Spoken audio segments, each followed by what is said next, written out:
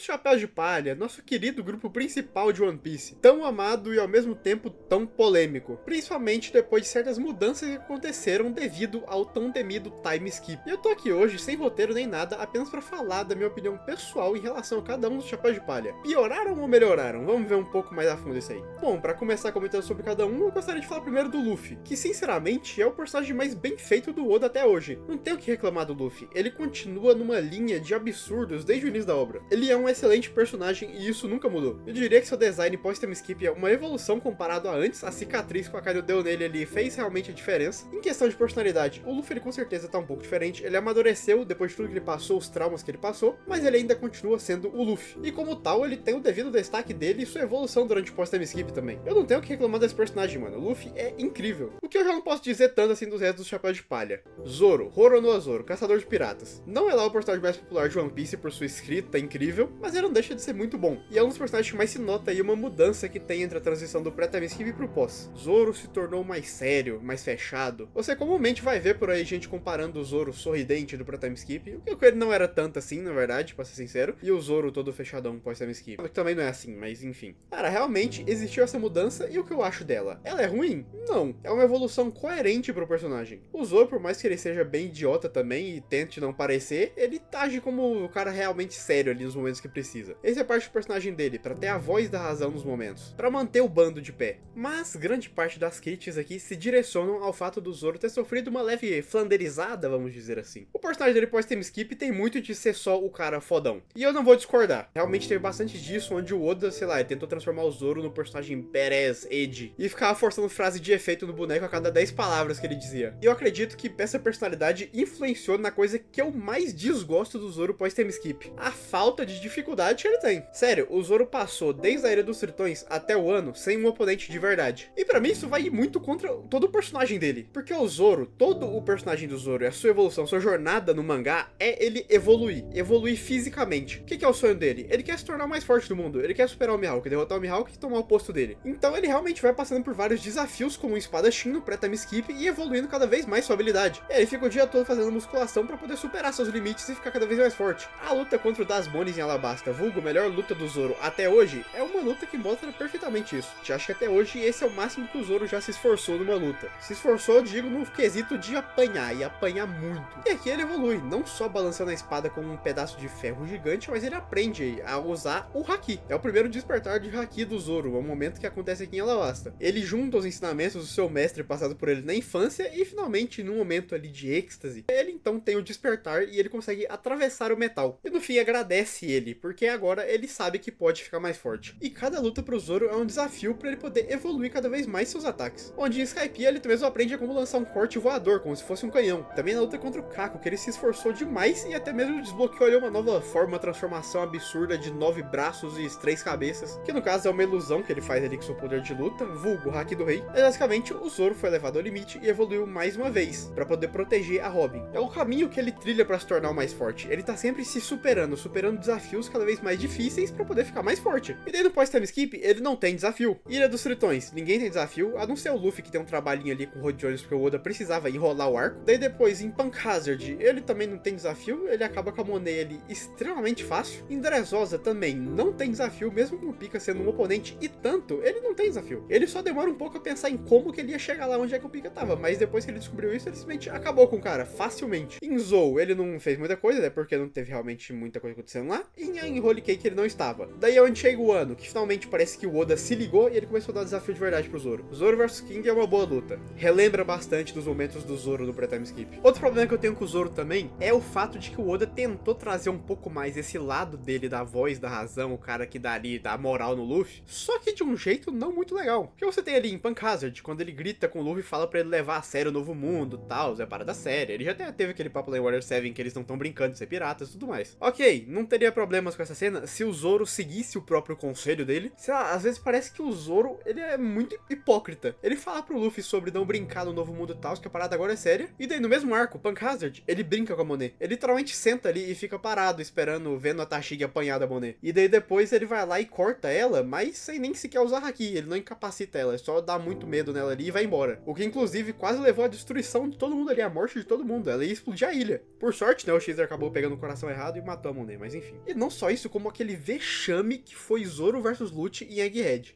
Que lutinha, hein? Que coisa horrível de se acompanhar. E foi o pior do Zoro até agora no time skip, sério. Aquilo ali não é uma atitude pra esse personagem. Fica enrolando, agindo como se ele estivesse no controle da luta, mas ao mesmo tempo fica enrolando e não terminando ela logo. Ele realmente foi um peso. O Sanji tava certo, ele tava sendo um peso morto. E daí do nada ele vai lá e acaba com o Lute depois de ouvir isso, tá ligado? Essa luta é horrível. Eu poderia fazer um vídeo só falando mal dela. Mas enfim, já falei muito do Zoro aqui. Vamos seguir pro próximo chapéu de palha. A gata ladra, Nami. Bom, como personagem eu diria que eu não tenho críticas a alguma mudança que tenha acontecido nela. A gente fala do design, mas eu não vejo muito problema com ele, né? Falando muito sobre ele, a questão do design ampulheta, né? Mas enfim, não me incomoda, eu não realmente ligo. O que eu posso falar aqui da Nami é falta de destaque. Realmente, faltam momentos pra ela. Não que não tenha, ela tem seus momentinhos ali, mas são coisas muito pequenas. Eu consigo pensar aqui em um momento ali em Punk Hazard, quando ela tenta salvar as crianças, um momento ali ou outro lá em Holy Cake e um em Wano, tá ligado? Que ela tem a luta contra a Uchi, que é realmente o maior destaque que ela teve. Mas no geral, ela não tá tendo muito destaque. E também eu gostaria de falar como o estilo de luta dela ficou bem chatinho de se ver. Porque desde que o Zeus entrou no bastão, basicamente tudo que ela faz é soltar ele e esperar que ele vá acertar alguém aí com uns raios. Pô, era muito legal quando a Nami realmente tinha estratégia pra se utilizar com o seu bastão, que tem 1001 utilidades. Ela realmente criava uma estratégia pra luta. Agora ela basicamente só solta raio. E nem é ela que solta mais, basicamente, porque ela solta o Zeus, que daí ele faz o trabalho pra ela. Sei lá, eu acho que o Oda tornou as lutas da Nami muito sem graça de se ver. Eu gostei da luta dela que ela teve lá em Alabasta. Eu também gosto da luta contra a Califa. Então é uma decepção, mas enfim. O Sop. Eu tenho um vídeo inteiro só falando sobre a decadência do Sop. Não vou me estender muito aqui, mas realmente não é segredo pra ninguém que ele decaiu. É um personagem que tava numa crescente muito boa ali no pré-time skip, passando por uma evolução mental cada arco. Enquanto o Zoro passava por desafios tanto físicos ali, o Sop passava pelos seus desafios psicológicos, mentais. Pra poder se tornar um bravo guerreiro dos mares e ajudar seus companheiros, ele tinha que enfrentar inimigos cada vez mais poderosos e que ele não podia fugir, fazendo coisas que apenas ele podia fazer. Ele tem ótimos momentos no time skip, como a luta contra o Luffy, que é incrível. Daí veio o pós-time skip e o Oda fez caquinha. O design dele foi um grande acerto do Oda, isso eu tenho que comentar. Acho que foi a melhor evolução de Mugiwara que teve design pós-time skip, que foi realmente uma mudança incrível. Eu adoro o design dele atual. Mas como personagem ele não é grande coisa. A única coisa que o cara faz é lá em Dressrosa e depois nunca mais tem momento de destaque no mangá. Tamo agora em Elbaf aqui esperando, contando os capítulos pra ver quando é que ele vai fazer alguma coisa e agir como gente. Mas não vou me estender muito, eu tenho um vídeo inteiro sobre isso aí. Se vocês quiserem ver, tá aí na descrição. Vamos falar agora do meu xodó, Sanji. Tão polêmico o Sanji pós-time skip e o Sanji da Ilha dos Tritões. O Sanji é um caso polêmico e eu tenho uma opinião aqui diferente. Eu não sou como todos vocês. Principal crítica pro Sanji, a transformação entre ele ser o cavaleiro ali, o amante romântico apaixonado, fracassado, pro pervertido que a gente tem aí. Bom, essa mudança já começa a acontecer logo no pré-time skip. Começou na luta contra o Absalom, sem comentários. Mas realmente, dá pra notar que o Oda deu uma destacada a mais nesse aspecto aí no pós-time skip. Acontece bastante, tem um plot sobre isso. Às vezes eu esqueço disso, mas se tornou um ponto ali da história o Sanji sangrar muito pelo nariz. É algo importante pra lore. E tipo, ele é um personagem incrível durante todo ali o pré-time skip e ele é maravilhoso. Ali em Warrior 7, ele brilhou muito. Então tivemos o pós-time skip. Bom design, não muda muita coisa, mas bom design. E vamos lá conferir os problemas desse Sanji. Muita piada repetida, o Oda batendo na mesma tecla aí dessa piada de sangramento nasal toda hora ali no retorno a Sabaody e na Ilha dos Tritões. Isso realmente pra mim ali fica um pouco chato, mas acho que pega muito pesado com o menino. Porque passados esses dois arcos aí que foram tenebrosos pro fã médio do Sanji, ele já volta a ser um personagem que eu considero muito bom ali em Punk Hazard. Claro, tem seus momentos ali que eu não vou comentar muito, mas já tem muitos destaques da personalidade do Sanji que não seja essa flanderização que o Oda fez no arco passado. A empatia do Sanji com as crianças que estavam sendo aprisionadas, o desejo dele de querer ajudar o Kinemon por pura gentileza, esse é quem o Sanji realmente é. E em Dressrosa, pra mim, ele já tá incrível de novo. Toda a atitude que ele toma ali pra proteger o bando do Flamengo, mesmo que ele tenha apanhado, mas é o que importa, é a atitude. Salvou todo mundo e depois liderou o bando como um verdadeiro capitão, digno de ser uma das asas do rei. Ah, já ia esquecendo, todo o plot dele com a viola ali é muito legal. Ter conquistado o inimigo é um dos principais traços do Sanji. E já depois disso, ele é incrível. Toda a extensão ali que começa acontecendo desde Zou até Holy Cake, eu acho maravilhoso. Essa nova lore que o Oda decidiu dar pro Sanji, esse novo passado dele, os Wimble Smokes, acho muito bem feito, gosto de como o Oda foi construindo isso. Todo o embate mental que ele passa ali durante Holy Cake, tendo que largar o bando, mesmo que ele não querer abandonar todos os seus sonhos, se sacrificar pra proteger todos, e depois finalizando o arco com estilo, preparando um bolo pra parar uma Yonkou. Com, claro, cenas maravilhosas, nunca pode faltar. E não acaba aqui, porque o Sanji e o Wano, ele também brilha. Toda a dinâmica dele com seus irmãos continua aqui, a relação familiar dele é mais explorada. Na luta dele contra o Queen, que é uma luta maravilhosa, o Sanji acaba despertando o Genis, ele fica ali na dúvida de se ele realmente vai se tornar um guerreiro frio e cruel da ciência, ou se ele deveria continuar sendo quem ele realmente é, um cara gentil, romântico que fica inútil quando tem que enfrentar uma mulher. Ele se pergunta quem o Luffy ia querer mais, e ele acaba tomando sua própria decisão ali no momento, ele se deixa levar, e ele apenas queria derrotar o Queen para ajudar seu capitão a se tornar o rei dos piratas. Depois disso, as consequências seriam enfrentadas pelo Zoro caso ele perdesse sua mente. Cara, é um momento incrível pro Sanji. Não só isso, como ainda em um ano ele também teve um momento muito bom, pedindo ajuda pra Robin. É uma mudança que ele teve de sempre querer se tanto auto-sacrificar, resolver as coisas sozinho, ele agora se abre pro seu bando. Enfim, vamos falar dele agora, Chopper. O que eu tenho pra comentar? Provavelmente o que sofreu aqui a pior mudança, Chopper acabou sendo jogado pra Cristo, virou mascote. E até o Oda já confirmou isso aí, depois de ter ouvido a voz dele no anime, ele acabou deixando o personagem daquele jeito. Que tristeza. De momentos gloriosos do Chopper no pré-time skip pra aquela lástima que a gente vê atualmente. Muito feio! Não, calma aí, não. Poderia muito bem fazer um vídeo só sobre a queda do Chopper, e inclusive eu talvez faça. Sendo apresentado pra gente no arco de Drum, ele já começa muito bem, tendo um flashback incrível e a sua relação com o Dr. Hiluluke e a Kureha. Toda a dificuldade que ele passou ali sendo rejeitado por todos, tanto pelos animais, suas renas, seus companheiros, quanto pelos humanos. E no fim tendo crescido ali com o Hiluluke, que também é um personagem muito bom. Todo o dilema moral do Chopper sobre ser um monstro e o Luffy no fim não ligar pra isso e querer ele no bando de qualquer jeito é muito bonito. E o Chopper prova seu valor no bando, ele se prova ser um pirata de verdade. Pô, lá em Skype ele derrotou um dos principais oponentes, ele derrotou um dos sacerdotes do Enel. Não é o tipo de coisa que você vê o Chopper atual fazendo, derrotar um dos inimigos principais. Igual também ele fez em Enies Lobby, com o Monster Point, que foi brutal. Não só isso, como o Oda também trabalha bem a conduta médica do Chopper, principalmente em Thriller Bark, quando ele se encontra com seu ídolo Hogback e vê que ele não era nada do que o Chopper esperava. E o Chopper se enfurece com tudo que acontece ali, todo aquele desrespeito à vida que acontece em Thriller Bark. E além disso, ele é casualmente fofo, mas chegando no pós-time skip tudo piorou. Começando com o design dele, que com certeza é inferior. Chopper foi mascotizado numa tentativa do Oda de forçar ainda mais a fofura dele. Não precisava. Eu gosto da forma dele normal de rena ali, que realmente só ficou maior, não tem muito o que comentar. E também a forma chifruda, que foi a mais legal que o Chopper mostrou no pós-time skip. Ele parece realmente ali como um adolescente. Foi uma mudança radical, mas eu gosto dessa forma. E é criativo como o Chopper faz uso dos seus chifres dessa forma. Pena que é só uma vez na Ilha dos Tritões. Ele nunca mais usa isso. O cara apresentou a única forma decente dele no time skip e usou ela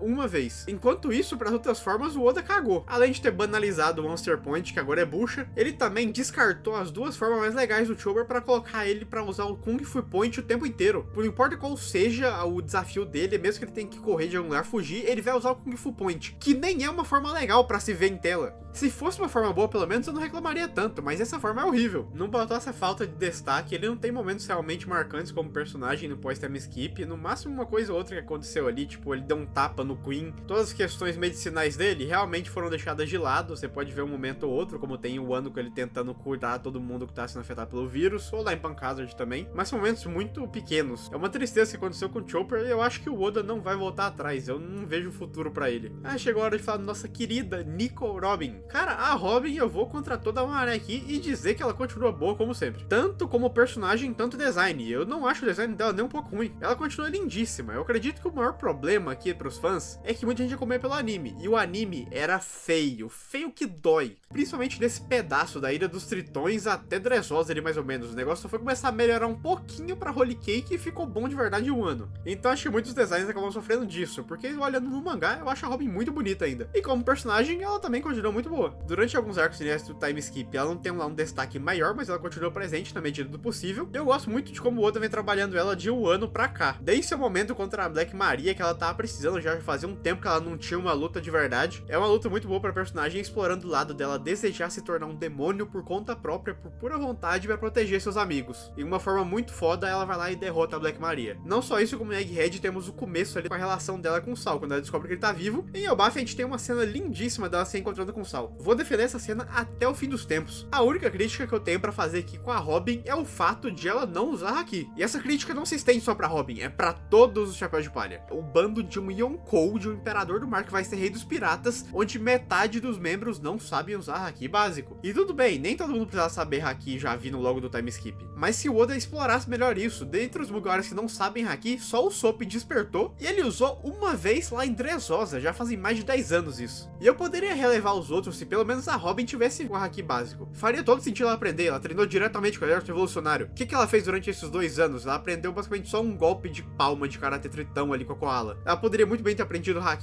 Eu não sei porque o Oda não fez isso. Mas enfim, agora é hora de falar do nosso Super Cyborg Frank. Que de novo, eu vou ter que falar aqui, e eu gosto do design do Frank pós-time skip. Me apedrejem, joguem tomates, mas eu acho esse design muito legal. Mas eu entendo perfeitamente também quem não gosta, é uma mudança radical demais. Só que eu acho muito maneiro. E o Frank, eu diria que ele continua muito bom. Ele não tem momentos tão grandiosos assim como a evolução da sua escrita como de personagem. Ele nunca mais teve algo no nível do que ele teve lá em Warrior 7 em Enies Lobby, mas eu acredito que ele continua sendo um personagem muito legal. Tem diversos momentos de destaque e ele continua bem participante na história. Não acredito que ele tenha decaído não, na verdade ele continua muito legal. Não tenho muito pra falar do Frank, então vamos logo seguir pro próximo. Brook, que é outro que eu também não tenho nada a falar em questão de ter decaído, apenas uma falta de destaque do Oda, que tá acontecendo com basicamente a maioria dos Chapéus de Palha. Em questão de design, ele não mudou nada, né, ele é um esqueleto, ele só muda as roupas que ele veste, e a evolução dos poderes dele é muito legal, mano. Ele vê ele usando a fruta dele de uma forma que a gente nem imaginava, é muito da hora. Ele conseguiu realmente levar os limites ali sua fruta. O problema, como eu disse, é a famosa falta de destaque. O Brook realmente só vai ser relevante de verdade lá em Holy Cake, que ele tem bastante destaque, o cara faz mitadas e mitadas naquele arco, mas infelizmente depois de lá ele não faz basicamente mais nada, então é triste. Não acho que ele decaiu como personagem, não tem algo que eu critique o personagem dele, só realmente a falta de destaque que existe. E por último, mas não menos importante, eu tenho que incluir meu mano Jinbe, que não tem realmente como comparar ali ele como Chapéu de Palha pré e pós time skip, até porque ele entrou no pós. Mas vendo o personagem dele, o Jinbe continua sendo Gold. Ele é muito foda ali em Pell Down e Marineford, tem momentos ótimos como personagem na Ilha dos Tritões, resolvendo toda aquela questão ali do Arlong, que ele acabou deixando o cara fazer umas merdinhas que atrapalharam toda a vida da Nami. E em Holy Cake ele dá muitas mitadas. A cena dele entrando pro bando e largando a Big Mom é muito foda. O problema é que quando o Jinbe oficialmente entra no bando, ele meio que vira bucho. Acho que esse é o problema de colocar um personagem que era muito forte no bando de Chapéu de Palha. Querendo ou não, ele vai ser mais fraco que o Zoro e o Sanji, e às vezes eu acho que o Oda não consegue demonstrar isso tão bem assim. Porque sinceramente, eu não consigo ver o Jinbe nem sequer sendo um personagem que se compara a eles. Gosto da luta dele contra o Ruzu em um ano, mas ele não faz muita coisa de destaque em si. Tipo, em Egghead, o Oda colocou o Jinbe pra ficar carregando caixa parte do arco. E agora em Elbaf, o cara foi randomizado pela Gunko. Até a Nami tá decepcionada. Ele realmente foi jogado pra merda como sendo parte dos membros buchas do bando. Bom, no geral, eu não acho que os Chapéus de Palha ficaram ruins no pós-time skip, mas eu acredito sim que há falhas em diversos desses personagens e também o principal, uma falta de destaque que o Oda que ele não dá pra esses personagens. Muitos continuam tendo bastante destaque sim, principalmente o trio principal ali, o trio monstro, mas pros membros menores do bando, o Oda tá deixando só migalhas. Meu Deus do céu, não sobrou nada. Enfim, essa aqui é apenas a minha mais humilde opinião. Se concordarem, comentem aí. Se discordarem, comentem também. O importante é deixar a sua opinião. Curtam o vídeo, compartilhem. Se gostar do meu canal, se inscreva aí na moralzinha. No mais é isso. Até mais.